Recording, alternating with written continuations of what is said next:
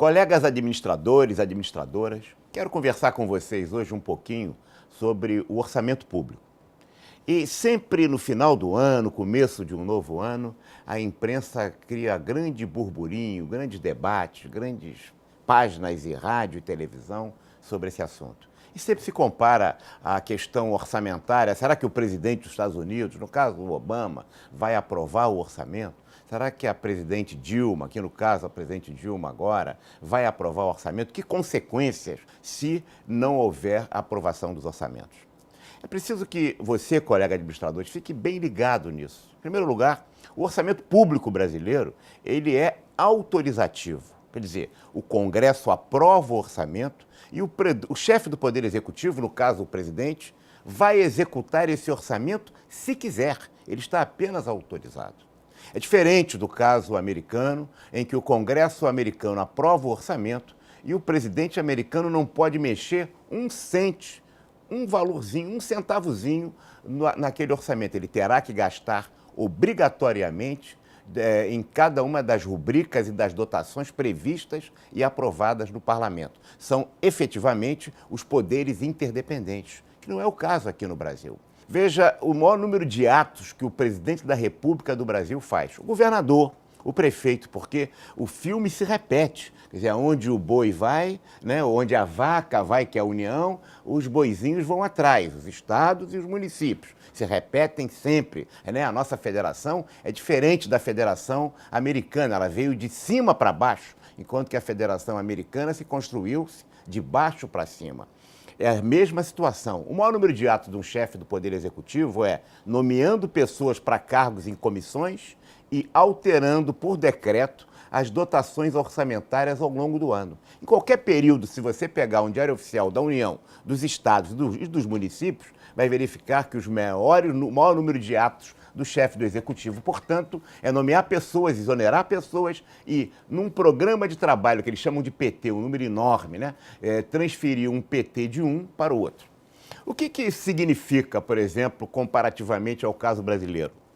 Vamos pensar bem atrás, no Plano Real, na incorporação do Plano Real em 1994. Naquele ano, o presidente Clinton só aprovou o orçamento americano em maio, o que significou que até a Estátua da Liberdade se fechou. Os serviços públicos, a área de turismo, a área de prestação de serviços americano foi fechada porque não tinha recursos.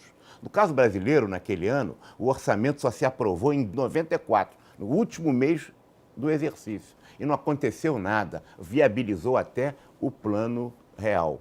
Em 2002, nós tivemos as mesmas circunstâncias no exercício de 2003 para o primeiro ano do governo Lula. O orçamento também só se aprovou em dezembro, né? Tivemos isso também em 2005.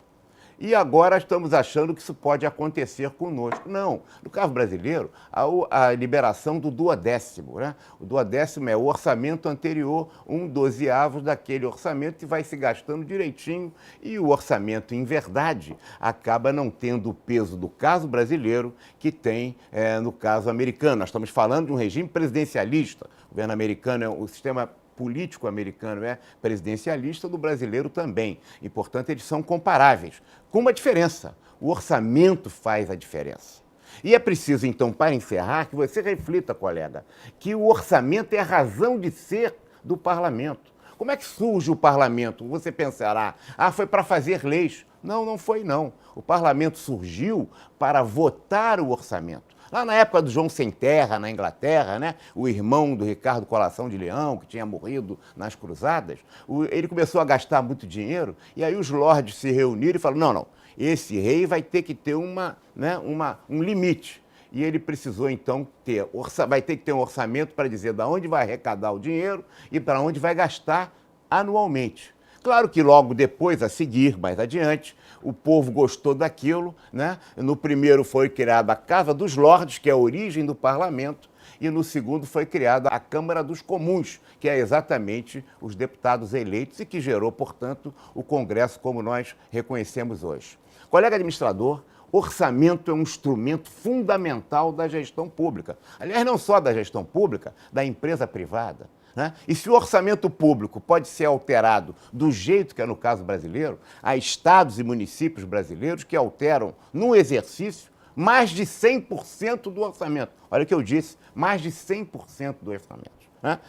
Isso faz com que esse instrumento de organização e de administração precisa ser tratado de forma diferenciada, com outras políticas, senão nós vamos ter, em 93, anões do orçamento, em 94 vamos ter o Veduim e depois vai ter o sanguessuga, enfim, cada hora é um escândalo que se sucede sempre na questão do orçamento e sempre passando, né? E que acaba redundando na crise do mensalão. Pense nisso, colega.